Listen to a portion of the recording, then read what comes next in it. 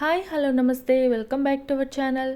ఈరోజు మనము గోధుమ పిండితో కొత్తగా ఇలా మనము మంచూరియా రెసిపీని తయారు చేసుకుంటున్నాం. ఈ మంచూరియా చాలా టేస్టీగా ఉంటుంది. ఈ మంచూరియా మనం ఎలా ప్రిపేర్ చేసుకోవాలి ఇప్పుడు చూసేద్దాం. అలానే మీరు నా ఛానల్ని ఫస్ట్ టైం చూస్తున్నట్లయితే ప్లీజ్ సబ్స్క్రైబ్ చేసుకోండి, అలానే లైక్ చేయండి. ముందుగా ఈ మంచూరియా రెసిపీని తయారు చేసుకోవడానికి ఇలా ఒక మిక్సింగ్ బౌల్ తీసుకోవాలి. ఇప్పుడు ఇందులోకి 1 కప్పు దాకా గోధుమ పిండి, అలానే చిటికెడంత సాల్ట్, 1 టీ స్పూన్ దాకా ఆయిల్ వేసుకొని ఒకసారి అంతా బాగా మిక్స్ చేసుకోవాలి. ఇలా ఈ సాల్ట్ ఆయిల్ అంతా ఈ పిండిలోకి అంతా బాగా కలిసేలాగా ఈ విధంగా ఒకసారి కలుపుకున్న తర్వాత ఇప్పుడు ఇందులోకి కొద్దిగా వాటర్ వేసుకుంటూ ఈ పిండినంతా మనము చపాతీ ముద్దలాగా కలుపుకోవాలి. చూసారు కదా, ఈ విధంగా అంతా కలుపుకొని కాసేపు మూత పెట్టేసి పక్కన పెట్టుకుందాం. ఇలా ఈ పిండి మనకు కాస్త సాఫ్ట్గా అయిన తర్వాత ఇప్పుడు ఇందులో నుంచి ఇలా మనము కొద్దిగా పిండిని తీసుకుంటూ ఈ విధంగా మనము చిన్న బాల్స్ లాగా తయారు చేసుకుందాం. చూసారు కదా, ఈ విధంగా మనము అన్నిటిని తయారు చేసుకొని పక్కన పెట్టుకుందాం. ఇప్పుడు ఈ పిండిని మనము ఇలా ఒక చపాతీ కర్ర తీసుకోవాలి. ఇప్పుడు ఈ పిండికి కాస్త నూనె అప్లై చేసుకొని ఈ విధంగా మనము చపాతీలాగా రుద్దుకోవాలి.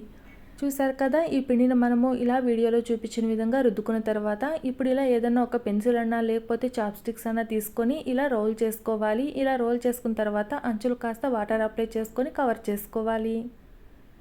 చూసారు కదా, ఈ విధంగా తయారు చేసుకున్న తర్వాత ఇప్పుడు ఈ చాప్ స్టిక్స్ని తీసేయాలి. ఇదే విధంగా మిగిలినవన్నీ కూడా మనము తయారు చేసుకోవాలి.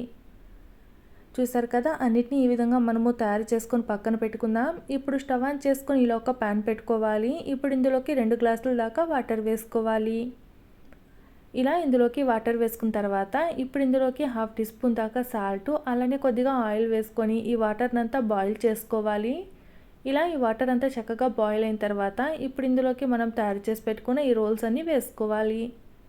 ఇలా ఇందులోకి రోల్స్ వేసుకొని ఒక 1/2 అవర్ పాటు ఉడికించుకోవాలి. అప్పుడు ఇవి మనకు పచ్చిగా లేకుండా చక్కగా ఉడికిపోతాయి. ఈ విధంగా అంతా ఉడికిన తర్వాత స్టవ్ ఆఫ్ చేసుకొని వీటిని ఇలా పక్కకు తీసి పెట్టుకుందాం. ఇలా ఈ రోల్స్ అంతా మనకు కాస్త చల్లారిన తర్వాత ఇలా ఒక చాక్ తీసుకొని ఈ విధంగా మనము చిన్న పీసెస్ లాగా కట్ చేసుకోవాలి. చూసారు కదా, అన్నిటినీ మనము ఈ విధంగా కట్ చేసుకుంటే సరిపోతుంది. ఇలా అన్నీ కట్ చేసుకొని పక్కన పెట్టుకుందాం. ఇప్పుడు స్టవ్ ఆన్ చేసుకొని ఇలా ఒక పెనం పెట్టుకొని కొద్దిగా ఆయిల్ వేసుకోవాలి. ఇలా ఈ ఆయిల్ కాస్త హీట్ ఎక్కిన తర్వాత ఇప్పుడు ఇందులోకి 1/2 టీ స్పూన్ దాకా జీలకర్ర, కట్ చేసి పెట్టుకున్న వెల్లుల్లి ముక్కలు వేసుకొని ఫ్రై చేసుకోవాలి. అలానే ఇప్పుడు ఇందులోకి కట్ చేసి పెట్టుకున్న పచ్చిమిర్చి, ఉల్లిపాయ, క్యాప్సికమ్, క్యారెట్ వేసుకొని ఒకసారి అంతా బాగా కలుపుకుంటూ ఫ్రై చేసుకోవాలి. చూసారు కదా, ఇందులోకి వెజిటబుల్స్ అన్నీ వేసుకొని ఒకసారి అంతా బాగా కలుపుకొని ఫ్రై చేసుకున్న తర్వాత ఇప్పుడు ఇందులోకి కొద్దిగా కరివేపాకు కూడా వేసుకొని ఒకసారి అంతా బాగా కలుపుకోవాలి. అలానే ఇప్పుడు ఇందులోకి టమాటో పేస్ట్ కూడా వేసుకొని ఒకసారి అంతా చక్కగా కలుపుకుంటూ ఉడికించుకోవాలి. ఇలా ఇందులోకి టమాటో పేస్ట్ వేసుకొని పచ్చివాసన పోయేదాకా ఇలా అంతా మనము బాగా కలుపుకుంటూ ఫ్రై చేసుకున్న తర్వాత ఇప్పుడు ఇందులోకి టేస్ట్కి సరిపడా సాల్ట్, చిటికెడంతా పసుపు, అలానే 1/2 టీ స్పూన్ దాకా కారం, 1/2 టీ స్పూన్ దాకా ధనియాల పొడి, అలానే 1/2 టీ స్పూన్ దాకా చిల్లీ ఫ్లేక్స్ వేసుకొని బాగా కలుపుకోవాలి. అలానే ఇందులోకి కావాలంటే 1 టీ స్పూన్ దాకా టమాటో కెచప్ కూడా వేసుకొని ఒకసారి అంతా బాగా కలుపుకొని ఫ్రై చేసుకున్న తర్వాత ఇప్పుడు ఇందులోకి కొద్దిగా వాటర్ వేసుకొని ఒకసారి అంతా బాగా కలుపుకొని ఉడికించుకోవాలి. చూసారు కదా, ఈ మిశ్రమం అంతా మనకు చక్కగా ఉడికిన తర్వాత ఇప్పుడు ఇందులోకి మనం ముందుగా తయారు చేసి పెట్టుకున్న గోధుమ పిండి రోల్స్ కూడా వేసుకొని ఒకసారి అంతా బాగా కలుపుకుంటూ ఉడికించుకోవాలి. చూసారు కదా, ఇందులోకి ఇవన్నీ వేసుకొని ఒకసారి అంతా బాగా కలుపుకోవాలి. వీటికంతా ఈ మసాలా అంతా చక్కగా పట్టేలాగా ఈ విధంగా అంతా మనము బాగా కలుపుకుంటూ ఫ్రై చేసుకోవాలి.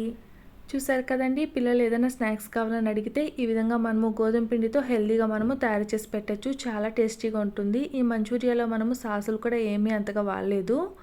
ఇలా ఈ మంచూరియా అంతా చక్కగా ఫ్రై అయిన తర్వాత ఇప్పుడు ఇందులోకి కొద్దిగా నిమ్మరసం, అలానే సన్నగా కట్ చేసి పెట్టుకుని కొత్తిమీర చల్లుకొని ఒకసారి బాగా కలుపుకొని స్టవ్ ఆఫ్ చేసుకోవాలి.